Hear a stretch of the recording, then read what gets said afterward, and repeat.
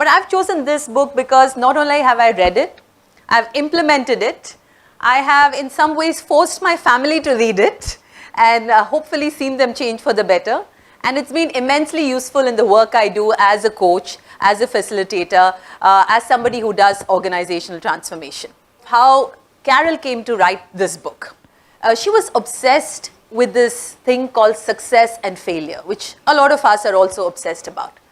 And she wanted to find out more than anything else, how did people cope with failure? And she did that in the way that most researchers do, by conducting experiments. She got this group of 4 to 5-year-old kids and she gave them puzzles and they all did the puzzles and she told them, great job, you're smart kids.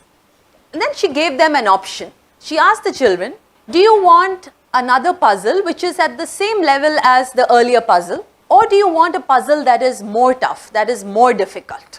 And to her surprise, there were some kids who said, give us the tougher puzzle.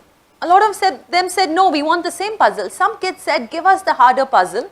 And they seemed to enjoy doing the harder puzzle, even though they were not getting it as easily as they got the first set of puzzles. And she started thinking, what's happening? What's going on? And that is what led her to do her subsequent research. So she left, of course, failure was the theme, but she started looking at mindset, right? And that's how the book came to be born.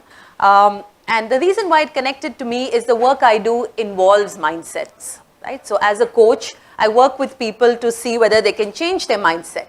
And as we've seen, transformation is not easy. And we always found that giving skills and tools to people was not enough. You had to make a change at a more fundamental level, which is what we call mindset or belief. If that didn't change, all your PowerPoint slides and the wonderful tools are not going to work. So what does the book say about mindset? Right? So Carol Dweck actually came up with the fact, and the whole research is around the fact that we have two kinds of mindsets. One is what we call the fixed mindset, and the other obviously is the growth mindset. So what is the fixed mindset? It's a fundamental mindset where people believe that their intelligence and abilities are fixed and cannot change, which means, as we all say, I am who I am and I cannot change. And all their behavior and the actions comes from this fact that they have to be a certain kind of person and they have no other options. On the other hand, people with a growth mindset, they believe that their intelligence and abilities are not fixed, they can change, they can learn and grow. And it seems common sense, right? Of course, we all believe we can learn and grow. But common sense is not common practice. So she went deeper and figured out what are some indicators. How can we figure out whether others, more importantly, how can we figure out whether I have a fixed mindset or not? And there are some indications. People with fixed mindset will avoid challenges. Like the kids who did not want the tougher puzzle. They will give up easily. They don't believe in putting in effort. In fact, it's very glamorous to say, oh, you know, I didn't put in any effort. And I found a lot of students, and I realized I used to do this as a child, never like to admit that I actually sat up till 5 a.m. studying. Right? I like to say, you know, I didn't do too much, but wow, how wonderful, I got 90% because of my innate intelligence. Right? I must be really smart, and we feel good about it. Ignore feedback, and of course when we look at others, it's threatening, right? And if you see signs of this in people, chances are they have a fixed mindset. Then we look at people who have a growth mindset. Of course, like the other kids who wanted the harder puzzle, they welcome challenges. When they had setbacks, they kept going, they did not give up. They saw effort as a path to mastery. These were probably the few kids who said, yeah, I studied till 5 a.m., but I still didn't make 90%. Maybe I have to go and do something else or study hard. Learn from criticism and look at others and find inspirations. So these are some distinctions if we want to figure out how to spot the mindset. Now the next question is, how do we get these mindset? Where do they actually come from? And as usual, in those of you who studied psychology, and I'm not a psychologist but I study, they'll say, first thing, blame the parents. We get the mindsets from what our parents tell us when we were kids, for what we hear from teachers, coaches who tell us this is who you are. And ironically, what Carol says is even praise can be damaging. how you praise your child has an impact on the mindset the child picks up. So if you praise a child saying you're so smart, the child grows up thinking I'm smart and I should never do anything that will make me look foolish or stupid or make me into a failure. And we actually see these examples in different fields. In sports, for example, and in the book, Carol has given a lot of examples from sports. McEnroe, right? Now people don't remember, but I grew up seeing McEnroe and Bjorn Borg. And if you remember McEnroe, you will remember the tantrums. Right, tennis rackets flying across the court. And in his autobiography, in his old age when he became wiser, McEnroe admitted that he had a massive fear of failure and he couldn't afford to show it.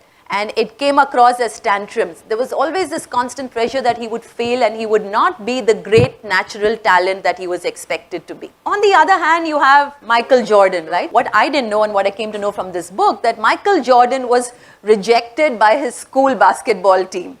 He didn't make it to the college which he wanted to join as a basketball player. He had many setbacks, but still he continued to wake up at 6 a.m. in the morning and practice. And what Michael Jordan says is, it's not my natural physical fitness, but my mental toughness that has helped me to win. So, and she quotes him as an example of a growth mindset. If you look at business, he was a senior leader in Ford Motors, but he was known for this huge ego and he was kicked out from Ford and he was very upset and he said, I will show them. He joined Chrysler. He turned around Chrysler, but his success was short-lived. And apparently when Chrysler was going through a very tough time, he spent $200 million in renovating his personal suite. And he did not want anybody who was more intelligent or capable than him around. On the other hand, you have somebody like Jack Welch, who of course had his own imperfections, but one of the things that made him successful was the growth mindset.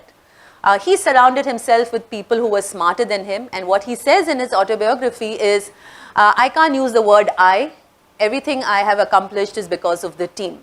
And GE was known for grooming and creating leaders who were more successful. So if you look around, you will spot mindsets everywhere. Not just sports and business, but relationships, mindsets in love. Is that when we fall in love, we expect our partner to be perfect. We expect love to be natural and easy and everything to be wonderful. But that is not the case. We say we should be accepted for who we are and we should accept our partner for who we are.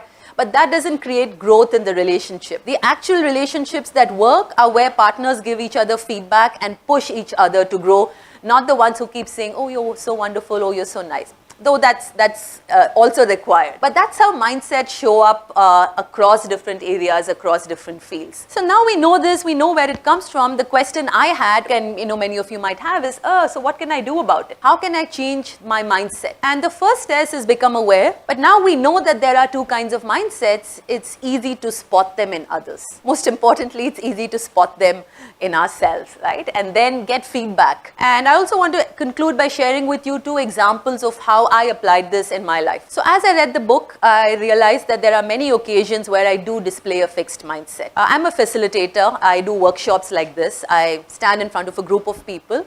And at the end of the workshops, we take feedback. And when I used to look at my feedback, I would always look and see, have I got my 5 on 5? And if I didn't get that, my initial reaction would be, this was a bad group. These people obviously didn't get it. But I realized after a period of time that I was plateauing out. I was not getting anything of value from that feedback. And as a facilitator, I was not really growing. So after I read the books, I have tried to see feedback as growth opportunity. The moment I look at it as growth opportunity, I don't have that initial revulsion about it. The second was with my daughter, and I said, read it. I was scared, of course. She turned around and say, Mom, you're the reason why I have the fixed mindset. But we took the risk. And she read it. And in fact, she writes a bit as well, and she wrote a blog on it. And at that time, she believed that she was not a sporty kind, right? Delicate girl who's not very rough and tough. And there was a chance for the school to go on an expedition, a trek to Bhutan. And her initial thought was, I can't do it. But she read the book and then she said,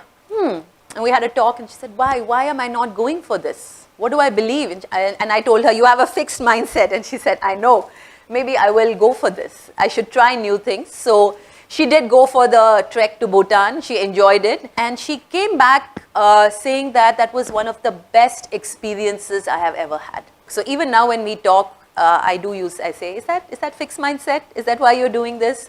So that has also been a big change that I've seen. So at the end, I just want to conclude by saying, The book is not just about mindset, it's about change.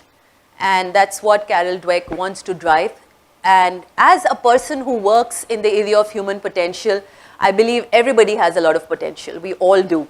And sometimes it's our own mindset, and we are our worst enemies in our achieving that full potential. So if we can shift from a fixed to a more growth mindset, chances are we will be much more happier and successful at work, in our relationships, and with ourselves.